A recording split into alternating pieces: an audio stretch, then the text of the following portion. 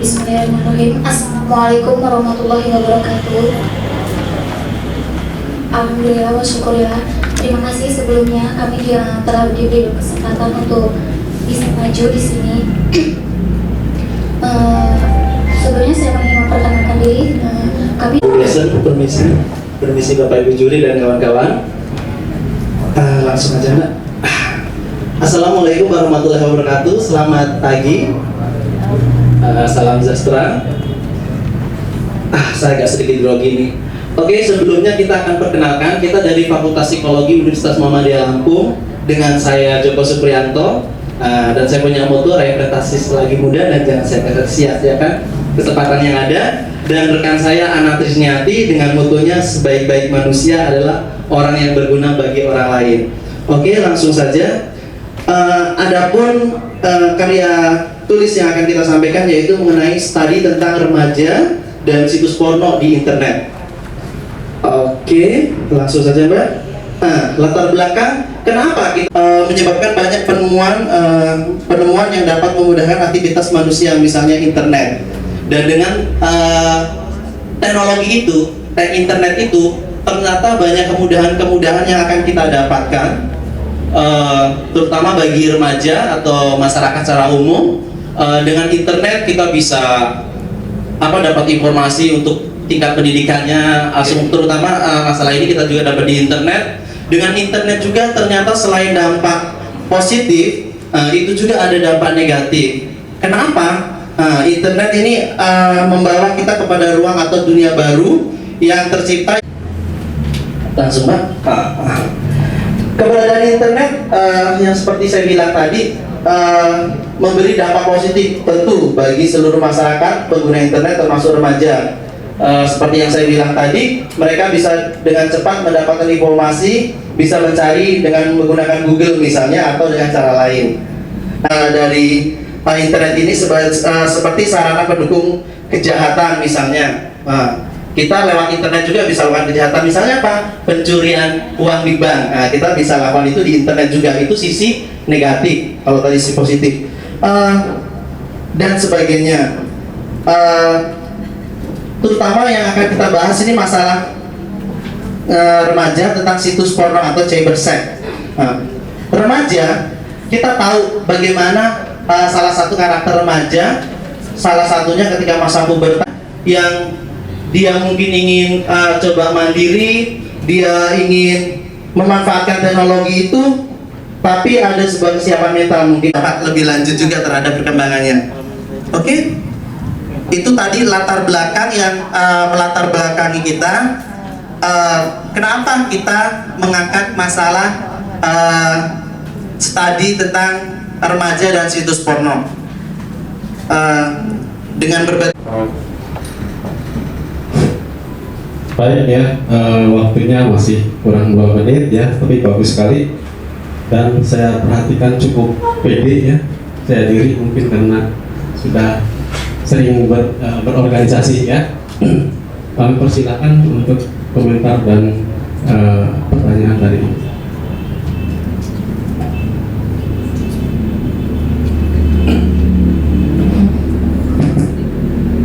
Assalamualaikum warahmatullahi wabarakatuh. Mas Joko dan Mbak Ana.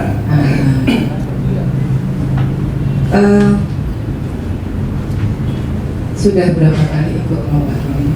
Baru sekali Bu. Makanya kalau dibilang PD ini grogi banget. Saya lihat dulu Bu, tapi Anda berdua cukup peka dengan kondisi terkini. Kemudian kalau dampak negatif jelas kita tahu dampak negatif. Tetapi tadi Mas Joko menyatakan bahwa ada yang namanya dampak positif. Kemudian stressingnya pada pengetahuan case pro. Ketika diimplementasikan dalam usia berapa remaja dan dia bisa menyerap. Sebab saya bertanya ini, Anda sudah berada di semester 6 ya. Psikologi itu kan selalu berkembang karena berkaitan dengan interaction of human, ya. Kenapa? Source-nya itu justru buku-buku yang sudah lama. Kalau you download itu sekalian buka barangkali situs ini yang nggak bisa sekarang ya. Ada kode etiknya sendiri ya. Itu pertanyaan saya kedua. Kemudian ketiga, you punya ini tulisan sampai pada semua gitu. Saya tidak lihat ukuran siapa yang remaja di sini gitu. Apa Mas Joko dengan baik?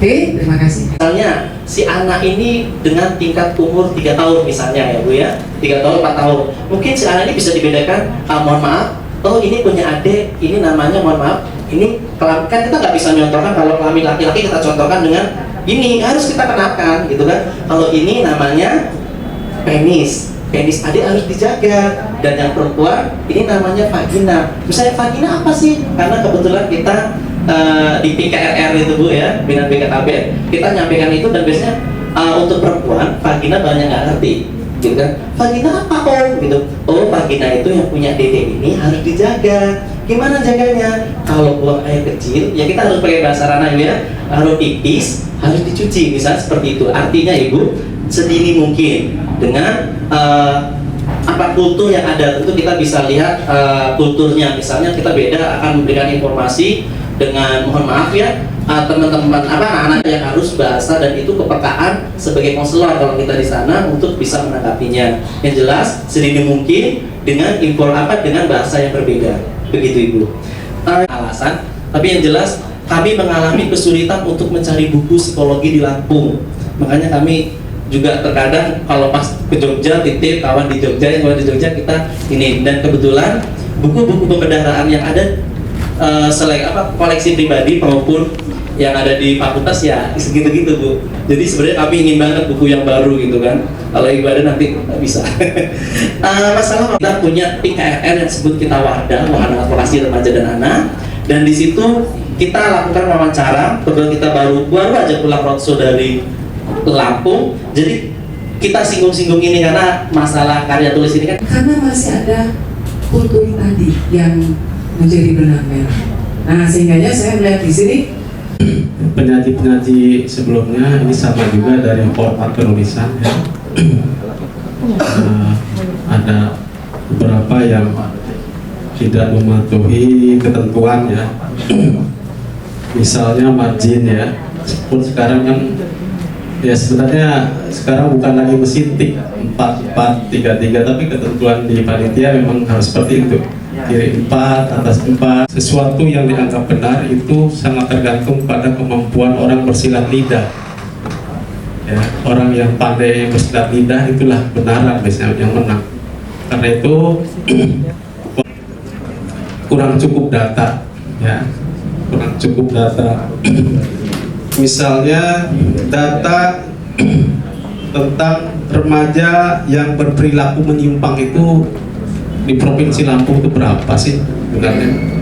Kemudian data tentang persentase remaja yang, sehingga kalau itu masih lebih banyak ketimbang membuka situs porno, mungkin itu akan dengan sendirinya tereliminasi ya, nggak berarti gitu. Nah, Anda melihat bagaimana proporsinya, perbandingannya, ya itu yang pertama. Kemudian juga di sini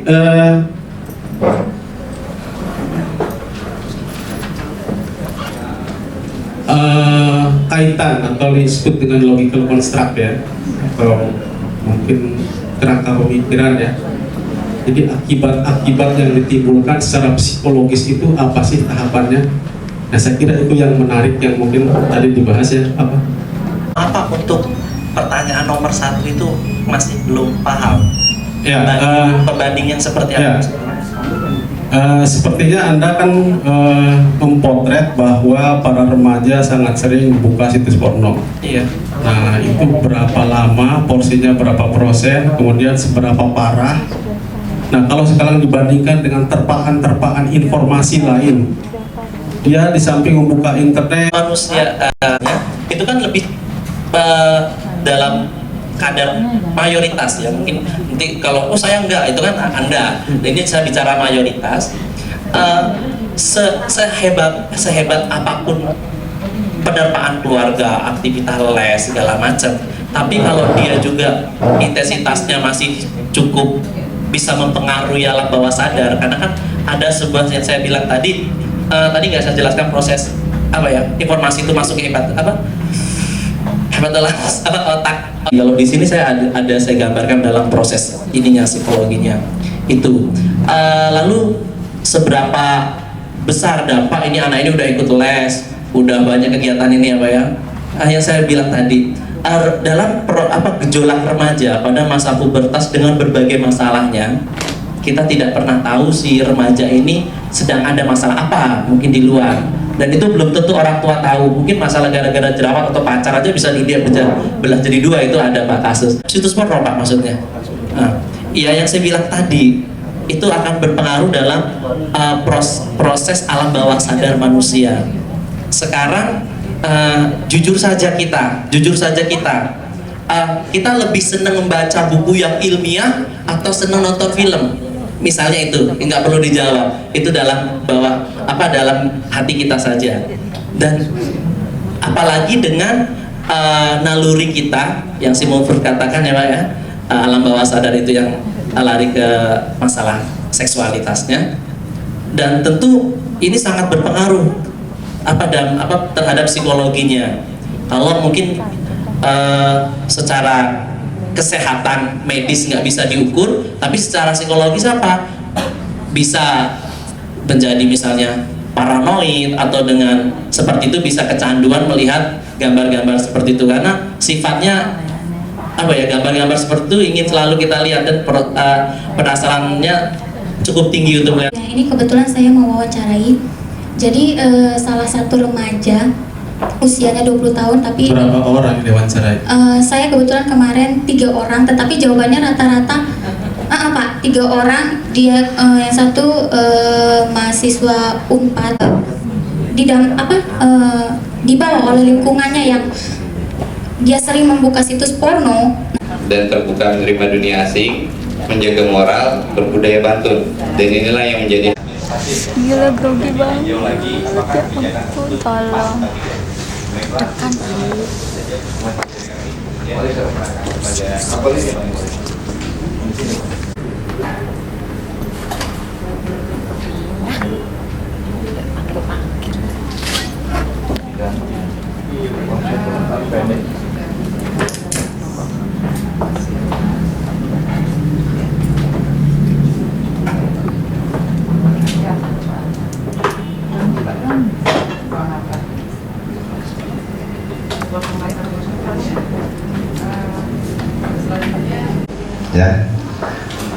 ya seperti halaman 3, maksudnya cerita, tertulis cerita gitu ya.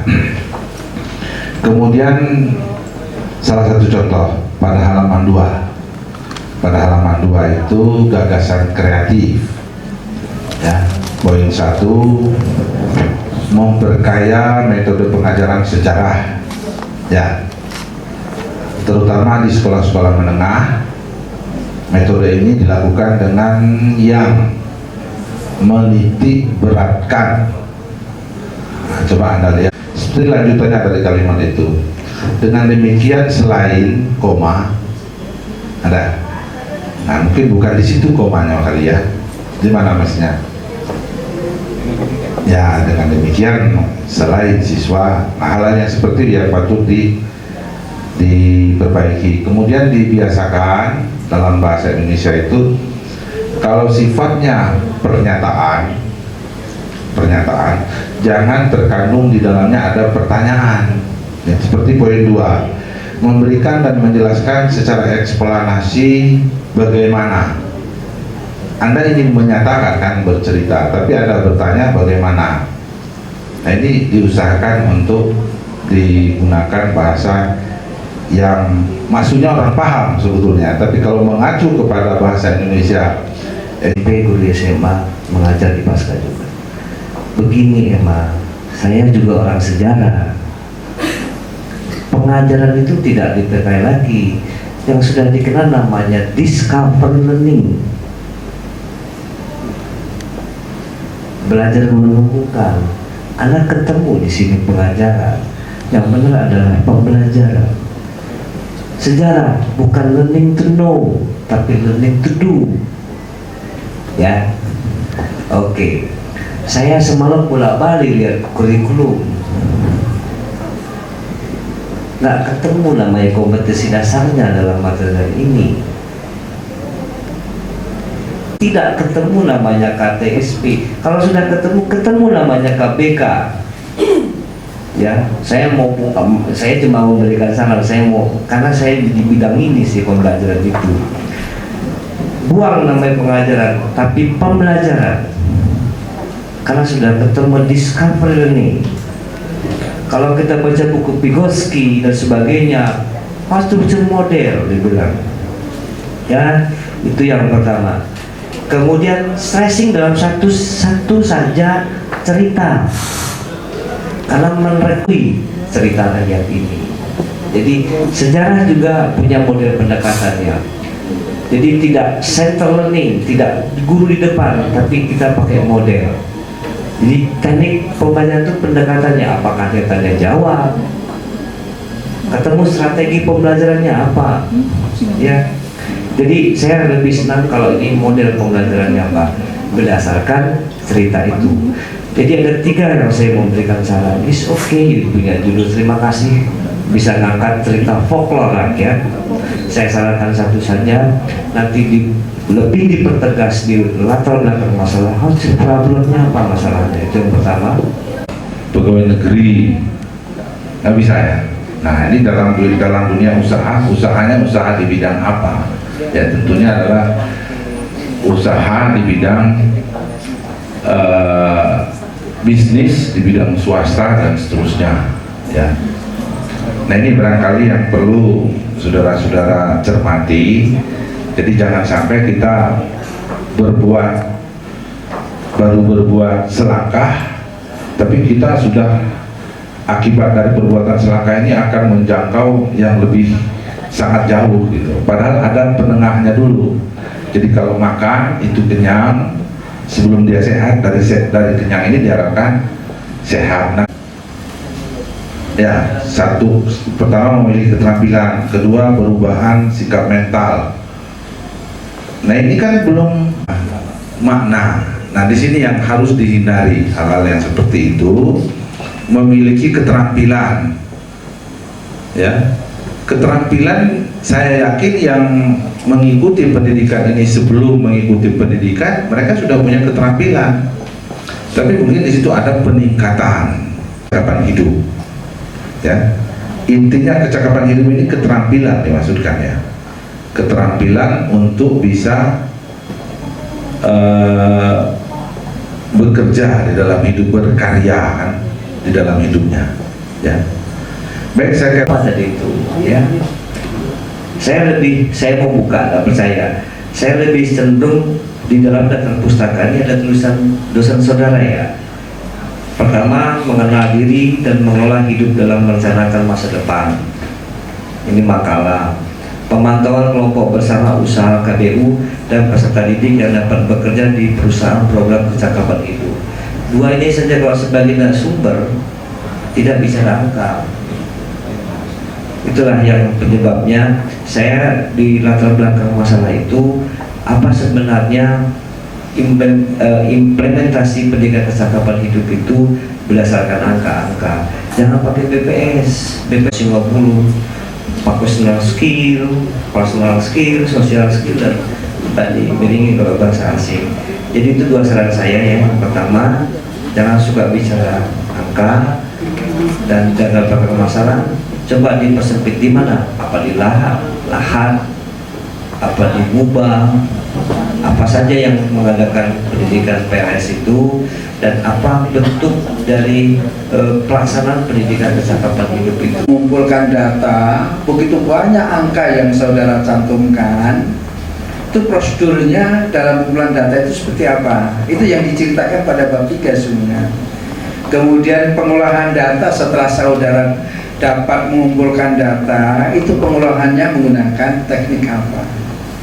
Setelah itu yang berikutnya, ini yang saya bicara seperti ini saya sesuaikan dengan buku panduan, ya. Jadi metode penulisan itu sekurang-kurangnya ada 4 komponen yang harus dituangkan di situ, ya. Di situ baru prosedurnya yang saudara gambarkan, namun pengolahan datanya seperti apa, teknik analisisnya seperti apa yang saudara gunakan, itu saya langsung bab 3 gitu ya. Saya tentunya dari awal ya. Saya dari awal pada ringkasan saudara semestinya saudara cantumkan landasan teoritik yang mendukung tentang life skill itu apa, ya. Life skill itu apa itu? Kita melakukan pengamatan dengan menggunakan lembar-lembar observasi. Nah, apa penelitian saudara, penulisan saudara itu lebih cenderung pada uraiannya pada kualitatif atau kuantitatif dalam pengambilan data? Kalau saya lihat angka-angkanya bahwa ini terjadi campuran antara data kuantitatif dengan uraian secara kualitatif. Kemudian pada landasan teori ya, pada landasan teori bab 2 itu justru kalau tadi sudah dikemukakan oleh teman saya Tontowi, Pak Tontowi mungkin ya, tapi saya tidak bermaksud mengulang gitu. Namun begitu banyak kajian teori atau daftar pustaka yang saudara cantumkan pada daftar pustaka itu, namun dalam kajian teoritik yang saudara mesti cantumkan pada bab 2 itu tidak sepenuhnya gitu ya. Lalu itu dikutip dari mana? Itu pendidikan kecakapan hidup gitu ya. Pendidikan kecakapan hidup. Bagian isi cantumkan ikuti panduan. Suatu contoh pada halaman 11. Kalau kita lihat panduan itu jelas sekali apa yang mesti harus kita tulis, apa yang mesti harus kita uraikan. Kemudian pada rumusan tujuan ada sedikit berbeda, tidak menyambung ya. Kalau suatu contoh rumusan saudara itu bagaimana upaya, maka langkah-langkah apa yang harus dilakukan gitu. Kalau bagaimana, oh begini jawabnya kan gitu ya. Begininya seperti apa? Nah, itu sebuah uraian yang memerlukan suatu langkah-langkah, baik pada rumusan pertama maupun rumusan kedua. Tentunya tujuan itu mengacu pada rumusan supaya terjadi ya uraian yang dalam garis lurus. Artinya rumusannya A, tujuannya A, kemudian kalau itu ada hipotesisnya juga A, analisisnya juga mestinya A. Jangan A, B, D, C.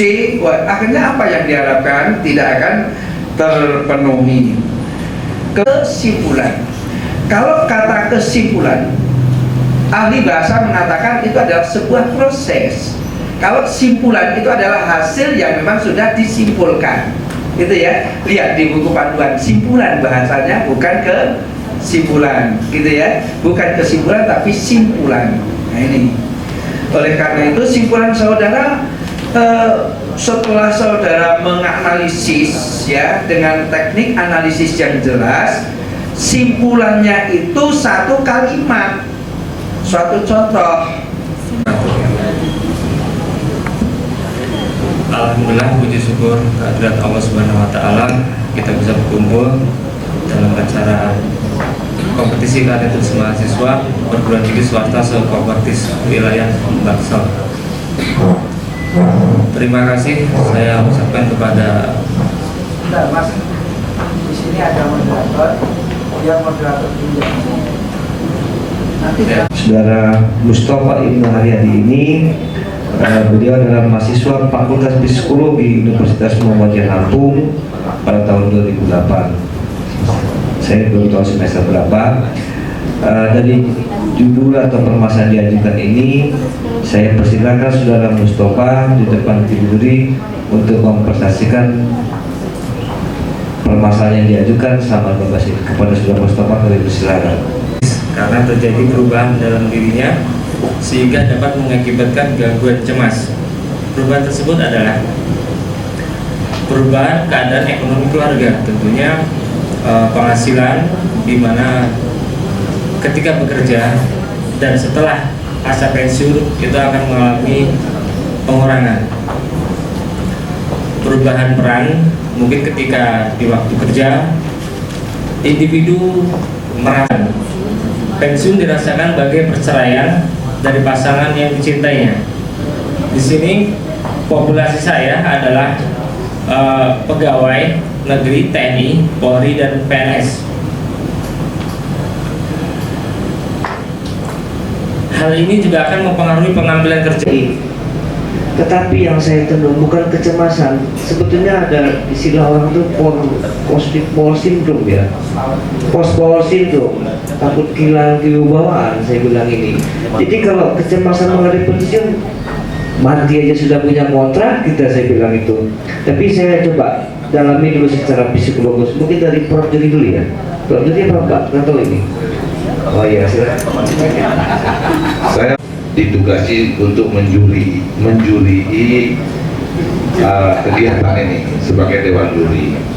Nah, kami ini kan kebagian di bidang ilmunya, bidang kependidikan. Tanya ini masuk ke pendidikan kah topiknya ini atau masuk di ilmu sosial? Nah, ini yang menjadi pertanyaan kami. Sebab kalau dia masuk bidang ilmu sosial, maka hilanglah kewajiban kami untuk menjadi juri di sini. Tapi kalau memang masuk di bidang kependidikan, apanya yang kependidikan, kata Pak Wahyan tadi.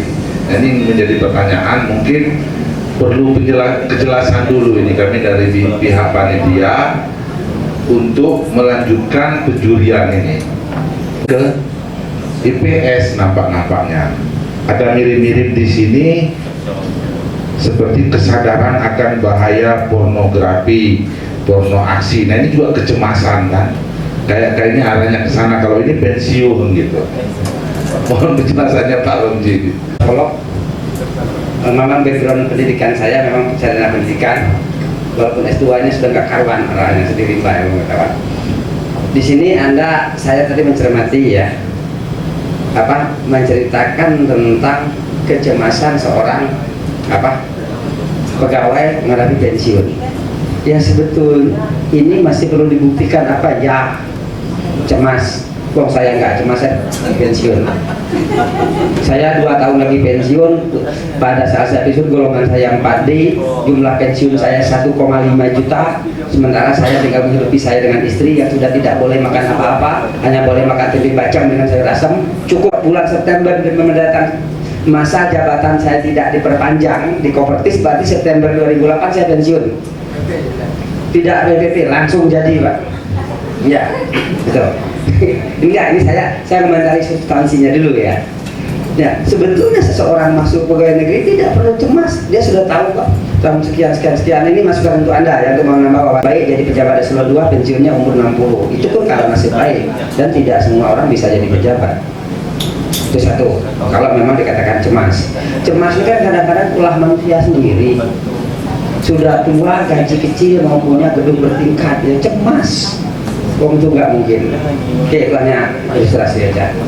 Nah, ini tadi pertanyaan Pak Tantowi, masuk ke bidang IPS atau pendidikan. Sebetulnya ini bisa saja, kelihatannya lebih condong ke IPS, tapi bisa saja ke pendidikan. Tapi kalau ke pendidikan pembahasannya lain. Lainnya itu dalam arti apa? Saran Anda untuk meyakinkan kepada orang calon pensiunan ini untuk menghadapi masa pensiunnya, artinya ada proses pembelajaran, proses pendidikan di sini. Misalnya merencanakan tingkat hidupnya lebih awal, begini dan gitu. Jadi bisa juga pendidikan, tapi mungkin agak perlu dirubah. Artinya pendidikan dalam arti bagaimana mendidik calon pegawai negeri ini akan pensiun ini supaya mempersiapkan diri. Dan barangkali ke sana nanti Bapak-bapak tim penilai Barangkali ini kita tetapkan saja masuk bidang pendidikan dengan penyempurnaan dari kita. Seperti saya katakan kemarin, tim penilai itu lebih bersifat pembimbingan, bukan untuk memvonis. Barangkali itu dari saya. Ya, saya nggak tahu jawabannya benar apa enggak. Tapi kalau nggak benar, nggak bisa benar gitu. Pak. Baik. Jadi kita coba kemas ini judul ini, tidak Mustafa saran mudah-mudahan diterima nanti, tapi fokusnya memang jangan dicenderung kepada psikolog, tapi bagaimana kita coba giring ini kemasan judul ini ke pendidikan, bagaimana usia, disitulah peranan psikologi itu sebenarnya kuncinya. Jadi pertimbangannya adalah psikologi itu bisa masuk mana aja kecuali ilmu pasti, ya, seperti matematika, kimia, fisika, dan lain sebagainya. Sesungguhnya berbicara tentang psikologi dengan pendidikan itu cukup jauh tutupnya. Kalau psikologi itu bicarakan tentang kondisi psikologis seseorang, ya. Sedangkan pendidikan itu adalah sebuah proses bagaimana meningkatkan kejiwaan seseorang itu untuk menjadi sesuatu. Nah, pendidikan itu sebenarnya dilaksanakan dalam rangka untuk behavioral change. Apa yang harus berubah perilakunya? Perilaku dalam perubahan hasil pendidikan pada aspek afektif, sikap seseorang yang digerakkan oleh suatu kejiwaan. Nah, kalau begitu cepat Bapak Wayan akan memberikan suatu tanggapan itu adalah sebuah proses, ya, proses yang akan mengalami suatu perubahan. Kalau cemas itu adalah suatu kondisi seseorang yang karena nervous gitu mungkin, ya, ada gangguan kejiwaan, akhirnya menimbulkan berbagai perilaku yang minder, kemudian murung. Tadi sudah dijelaskan oleh saya, setuju. Itu sangat conditioning tentang kondisi seseorang. Ya, ada yang masa pensiun dengan penuh percaya diri. Ya, saudara misalnya berdasarkan hasil prasurvei di lapangan, saudara menemukan dari sekian orang yang diamati, 75% setiap pegawai, apakah itu sipil, TNI maupun Polri, umumnya mereka memiliki perasaan cemas. Nah, seperti apa perasaan cemas itu menurut konsep psikologi itu saudara kemukakan, sehingga orang jadi tahu, ya, jadi jelas, jadi ngerti bahwa yang dimaksud dengan kecemasan di situ adalah orang yang memiliki gejala-gejala yang secara fisik dapat dilihat. Sebab kalau mau melihat kecemasan sendiri hanya orang ahli psikologi yang tahu. Saya walaupun profesor nggak tahu itu, ya. Tapi gejala-gejala bahwa saudara cemas kalau raut muka linting, kemudian tatapan mata tidak tajam tapi sayup-sayup, bukan sayupnya itu karena merasakan kenikmatan. Gejala-gejala yang nampak gitu, yang secara psikologis orang itu selalu negatif thinking, kemudian cepat putus asa. Ini gambaran tentang cemas, kan gitu ya. Karena tantangan tersebut menurut Steiner dan Gebser, ya, itu cukup lama. Jadi kalau ini mau dinilai literatur yang tahun 62 ini sudah usang, kalau tidak aslinya, dan ini sudah dikemukakan oleh siapa lagi? Ini kok tahun 62 sebelum PKI meletus. Nah, ini sudah menjadi penilaian nih kalau di pusat nanti. Kalau ini lolos, pasti ditanya ini profesor apaan, ini kayak gini kok lolos, umpamanya gitu, ya. Ini barangkali karena baiknya Pak Sespol saja ini memberikan direktif supaya segera, karena pengen punya profesor. Itu barangkali tidak begitu maksudnya, ya. Jadi kebetulan saya langsung lihat teori-teori yang saudara Mustafa gunakan itu tahun 60-an dan tahun 70-an. Itu ahli karya tulis ilmiah langsung dicoret. Ini, jadi kalau Pak Ibnu Haryadi itu bisa mencari teori terbaru, itu sudah menarik dulu. Dan saya yakin kita bisa diambil, diakses dari internet. Nah, pada poin 2 telah dijelaskan tentang beberapa gejala-gejala tentang kecemasan. Kalau kita berbicara tentang gejala-gejala kecemasan, pada akhir 3 paragraf ini mestinya dirangkum gitu ya, 1, 2, 3, 4 dan seterusnya. Ini halaman yang non page nih ya. Jadi termasuk tidak punya halaman ini. Nah, karena itu saya mau sebutnya nggak bisa. Ya, jadi itu dikemukakan dengan tertib gitu. Pada akhir gitu ya, yang nanti akan dapat disimpulkan gitu ya, yang akan dapat disimpulkan. Di sini saya belum menemukan rumusan tujuan, lalu ada pembahasan gitu ya.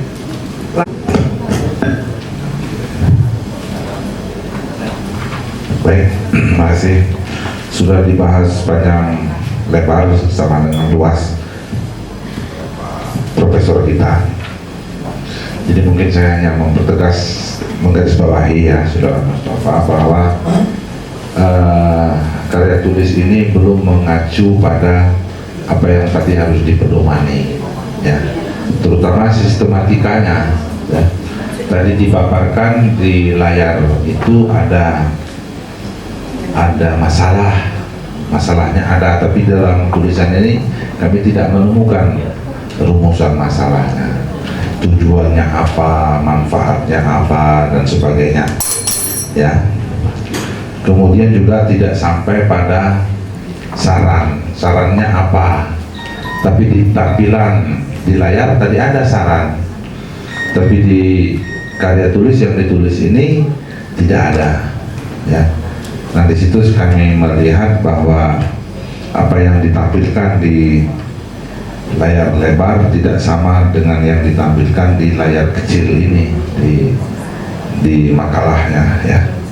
Saya kira itu saja tambahan dari saya, ya, yang akan datang, bahwa setiap kita menulis karya ilmiah yang akan dilombakan itu selalu ada panduannya, dan panduan itulah yang harus menjadi acuan kita, patokan kita. Jadi tetap kita berpijak pada. Terima kasih. Terima kasih, sudah banyak Pak Saudara Mustafa ya. Sebelum saya akhiri, saya coba saran kepada teman-teman yang lain, ya Pak, yang lain. Kalau kamus besar bahasa Indonesia jangan sebagai rujukan teori. Menurut kamus besar bahasa Indonesia itu bukan rujukan teori, ya. Mohon itu jangan disampaikan di teori. Itu kan problem. Kalau kamus besar ya itulah bahasa aslinya. Itu Saudara Mustafa. Sebelum diakhiri mungkin ada beberapa dari Pak Sepol. Dikatakan mungkin sangat rendah, itu yang kami khawatirkan. Kami semua kena di sini, apalagi saya sebagai yang menjawab ini. Oke, jadi kita ingin membimbing Anda. Yang Anda tulis memang tidak salah, cuman arahnya kita ini kan mau ke IPS atau ke pendidikan, kan persoalan cuma itu, ya. Saya mau tanya, Anda punya pembimbing nggak membuat ini? Sebenarnya di awal saya punya Pak, ya. Tapi ketika menjelang limit ini udah nggak punya. Kenapa yang ini saya nyusun sendiri. Kalau boleh jujur, sebenarnya dari kampus saya untuk delegasi ini baru simpang siur. Jadi PR3 menunjukkan saya, dia nggak punya nggak untuk karya ilmiah? Saya punya. Sekedar mata kuliah. Jadi yang saya tujukan itu adalah untuk tugas kuliah, sehingga menjelang limit sudah tidak ada lagi. Tapi entah mengapa saya nggak tahu, teman-teman nggak tahunya dari fakultas saya juga mereka diam mengirimkan juga. Tapi sekarang sudah ikut di IPS. Gitu. Jadi kemarin itu terjadi miskomunikasi juga antara saya dan teman-teman. Jadi fakultas rekomendasinya yang lain gitu Pak. Jadi saya atas nama universitas. Mudanya tapi tidak ada yang membimbing. Nah coba nanti kebetulan ada Ibu Ani ada di sini, Ani Nurhayati. Ya, hanya bagian dari pendidikan. Pendidikan itu penanaman nilai-nilai, nilai disiplin, nilai tanggung jawab, nilai kejujuran. Karena itu dalam Undang-Undang Nomor 20 dikatakan tujuan pendidikan nasional itu sebetulnya ada 4 faktor yang berhubungan dengan mental, bukan keterampilan. Itu satu. Nah, sedangkan psikologi sendiri kan ilmu yang mempelajari kejiwaan. Sebetulnya psikologi itu bagian dari ilmu pendidikan. Nah, soalnya tolong dibuka judul Anda, coba judul karya ini. Dan kita lihat. Barangkali dengan judulnya kita review sedikit. Nah, oke, saya ingin komentar tadi latar belakang Anda ya, dikatakan berdasarkan hasil survei. Hasil survei terhadap pegawai. Nah, itu pun perlu dosen psikologi di Universitas Muhammadiyah Lampung. Ya, karena dari UML kan, di Lampung. Ini ada sengketa ya udah. Ini apa? Mas Mustafa membuat makalah, membuat karya tulis, itu dikelompokkan dalam bidang lombanya pendidikan, tapi setelah kita bahas isinya tuh tidak nyambung ke sana, lebih kepada IPS.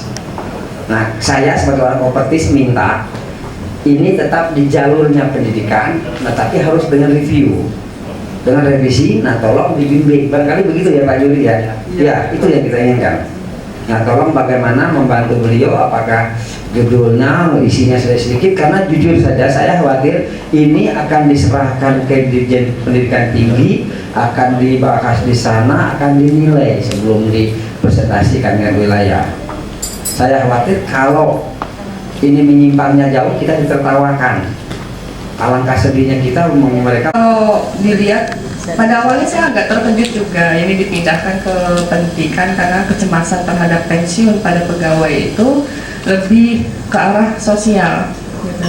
Kemudian kalau sebenarnya kalau remaja tadi, masalah pornografi ke remaja mungkin malah lebih bisa dimasukkan ke pendidikan selama dia ada intervensi, karena larinya kan ke pendidikan seksual gitu, pendidikan seksual. Nah, makanya tadi dengan kebijakan seperti itu bahwa kecemasan masukkan ke pendidikan, ya mungkin ada hal yang lewat kami cermati sehingga kami terima ini dengan lapang dada gitu ya, menerima bahwa kecemasan terhadap menghadapi pensiun pada pegawai ini masuk ke bidang pendidikan. Nah, mungkin memang kalau terus terang kecemasan terhadap menghadapi pensiun ini ya, kalau persepsi kan hanya pemaknaan Pak. Tapi kan di dalam bimbingan counseling ada persepsi. Tolong menghadapi itu kan dia mau beri perlakuan nanti itu dalamnya. Oh iya. Ya kalau misalnya kita larinya mau dilihat dari persepsinya gitu ya, akhirnya kan kita merubah pemaknaan dia gitu ya, agar dia bisa menerima, anggaplah itu legowo gitu, menerima pensiun, ya kita bisa mengarah juga ke situ gitu. Tapi kan tetap ada intervensi, artinya kita akan ada intervensi untuk menyelesaikan permasalahan agar kecemasan itu menjadi setidak-tidaknya berkurang dalam menghadapi pensiun dia, minimize. Di buku panduan ini temanya atau topiknya itu diberikan contoh peningkatan daya saing bangsa berbasis keunggulan lokal. Itu kan bisa dikembangkan menjadi berbagai bentuk ya. Jadi kalau Ibu tadi menggunakan istilah pelatihan calon pensiun dalam mengurangi kecemasan, saya memang yang mau saya katakan seperti itu, tapi saya menggunakan istilah mengurangi tingkat kecemasan dalam menghadapi pensiun. Jadi kata mengurangi itu jelas akan terjadi sebuah proses pendidikan di situ. Jadi kalau itu ditambah kata mengurangi kecemasan, itu bentuk menguranginya nanti adalah dilakukan pelatihan-pelatihan. Pelatihan itu adalah proses pendidikan, 100% bisa masuk pendidikan. Ini kata ahli psikologi Bu. Saya hanya meniru. Beliau tadi mau mengatakan nggak sampai karena kata Pak Wayan ini nggak berani mengatakan, saya nggak sampai hati kalau mengatakan dengan Bu Ani begitu cantik jauh dengan istri saya. jadi kita mau ngaji yang sebenarnya. Ada sedikit revisi Mas Mustafa ya, silakan. Nah nanti kalau beliau tadi mengatakan mengurangi kecemasan hari pensiun pada pegawai, kalau saya malah usul upaya mengurangi kecemasan tentang itu, saya kira jelas itu nanti isinya nanti dalam kesimpulan Anda bahwa upaya mengurangi itu dengan pendidikan, pelatihan entah semacam training apa, saya kira. Terima kasih Pak. Acara penutupan ini akan ada 3 mata acara. Pertama pengumuman pemenang dia akan dibacakan oleh ketua tim juri, kemudian sambutan Kopertis dan menutup resmi dan diakhiri dengan doa. Marilah kita injak acara yang pertama, yaitu pengumuman pemenang yang akan dibacakan oleh ketua tim juri, yaitu Bapak Insinyur Soehardan. Kami silakan. Lantai 3.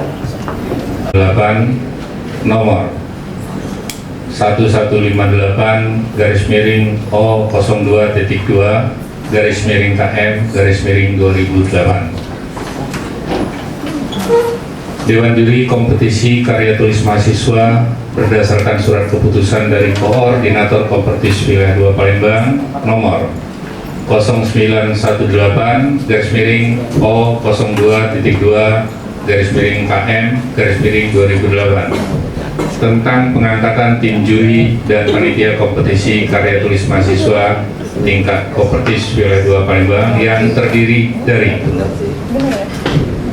Ketua Merangkap Anggota Insinyur Soehardan MD MS.Med, Anggota Bidang IPA Insinyur Soehardan MD MS.Med, Insinyur RZ Abdul Aziz Magister Teknik, Dr. Insinyur Sony asal perguruan tinggi STEMIK IGM Palembang, jumlah nilai 14.241,67. Pemenang kedua, nomor peserta 02, nama peserta Lisnawati dan kawan-kawan,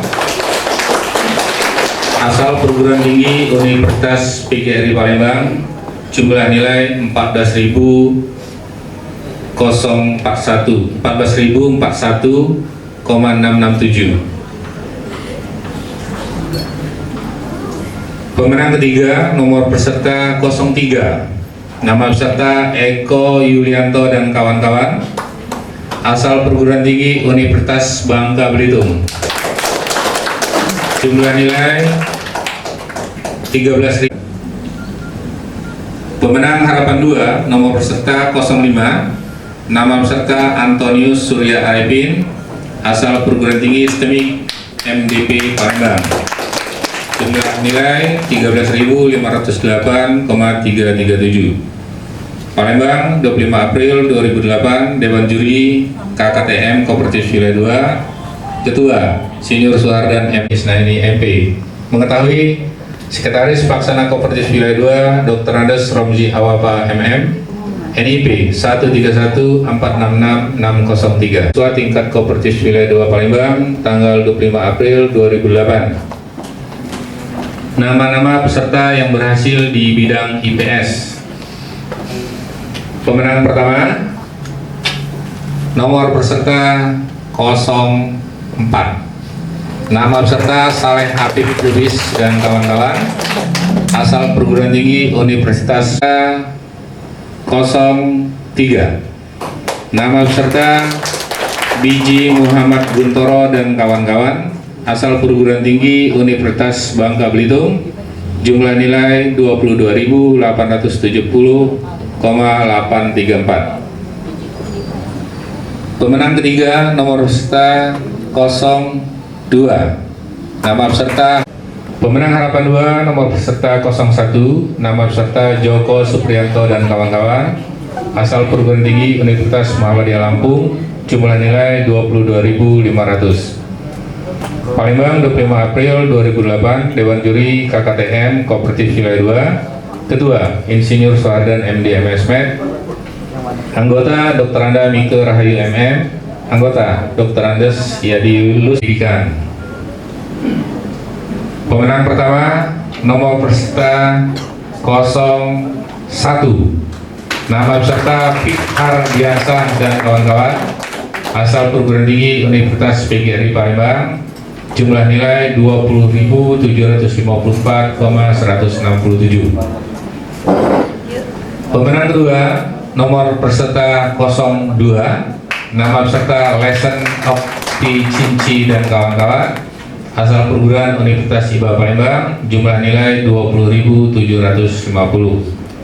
Pemenang ketiga nomor peserta 03, nama peserta Mustafa Ibnu Haryadi, asal perguruan tinggi Universitas Muhammadiyah Lampung, jumlah nilai 16.525. Palembang, 25 April 2008, Dewan Juri KKTM Kooperatif Wilayah 2. Ketua Bapak Ibu serta hadirin sekalian, alhamdulillah akhirnya kita sudah berhasil menyelesaikan tugas kita mengikuti kompetisi karya tulis mahasiswa tingkat kooperatif wilayah 2.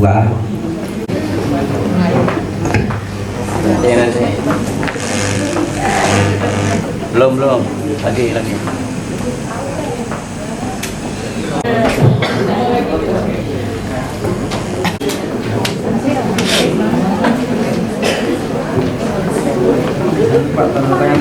Tanda tangan.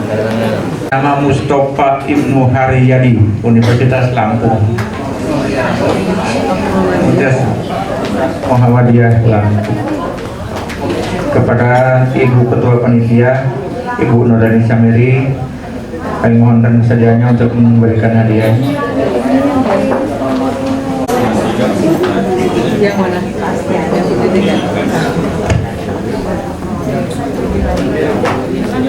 Tapi kalau pengen